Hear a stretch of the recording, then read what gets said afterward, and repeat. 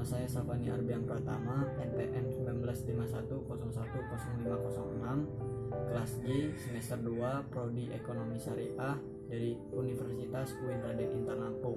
Di sini saya akan menjelaskan tentang asbabun nuzul dan hubungan ekonomi dari surah An-Nahl ayat 7. Yang pertama saya akan membacakan surahnya.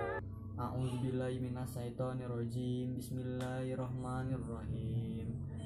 Wa tahmilu asqalakum ila baladil lam takunu bali illa bisikki anfus.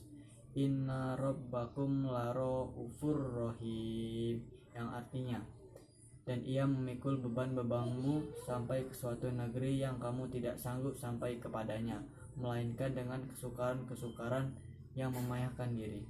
Sesungguhnya Tuhanmu benar-benar Maha Pengasih lagi Maha Penyayang. Surah An-Nahl merupakan surah ke-16 dan juz ke-14 serta merupakan kelompok surah Makkiyah kecuali 3 ayat terakhir Madaniyah. Mengenai ayat 5 hingga 9 dari surah An-Nahl tidak dapat ditemukan petunjuk dari al-hadis yang menjelaskan latar belakang atau asbabun nuzul ayat-ayat tersebut. Tapi kandungan surah An-Nahl secara keseluruhan meliput tema-tema tauhid dan sarana-sarananya. Ayat-ayat kekuasaan Allah, ciptaan Allah yang ditundukkan untuk manusia. Orang-orang yang mengingkari keesaan Allah, balasan Allah untuk orang-orang yang menyekutukannya, yang bertakwa kepadanya, dan masih banyak lainnya.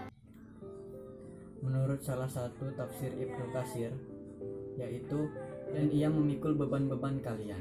Maksudnya bawaan kalian yang berat-berat yang kalian tidak mampu mengangkatnya dan membawanya ke suatu negeri yang kalian tidak sanggup sampai kepadanya, melainkan dengan kesukaran-kesukaran yang memayahkan diri, yakni dalam perjalanan kalian ibadah haji, umroh, berperang, berniaga, serta tujuan lainnya. Kalian dapat menggunakannya untuk berbagai keperluan, yakni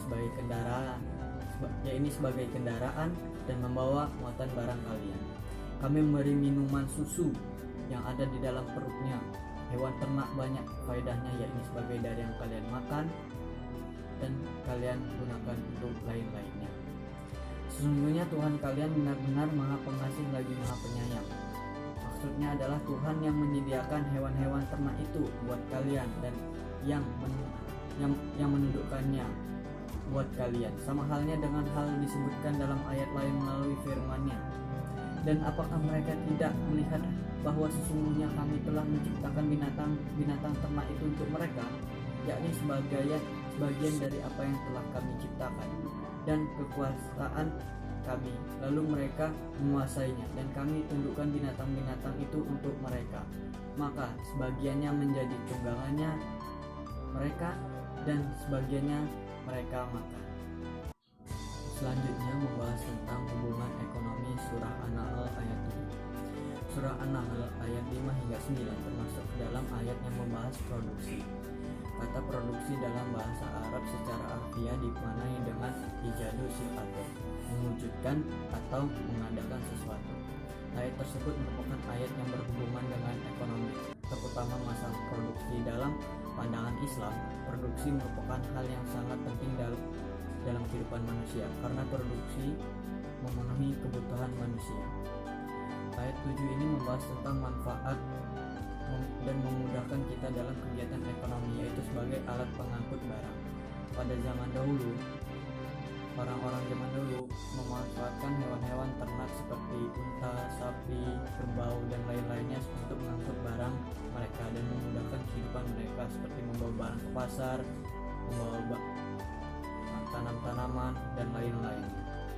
Walaupun sekarang sudah ada mobil, pesawat, motor, kereta, dan lain-lainnya untuk mengangkut barang untuk yang lebih modern, tetapi masih ada sebagian orang yang menggunakan tenaga hewan-hewan ternak seperti zaman dahulu, yang seperti contohnya di kampung-kampung untuk membantu mereka membawa rumput ke rumah mereka, membantu membawa pupuk dan lain sebagainya.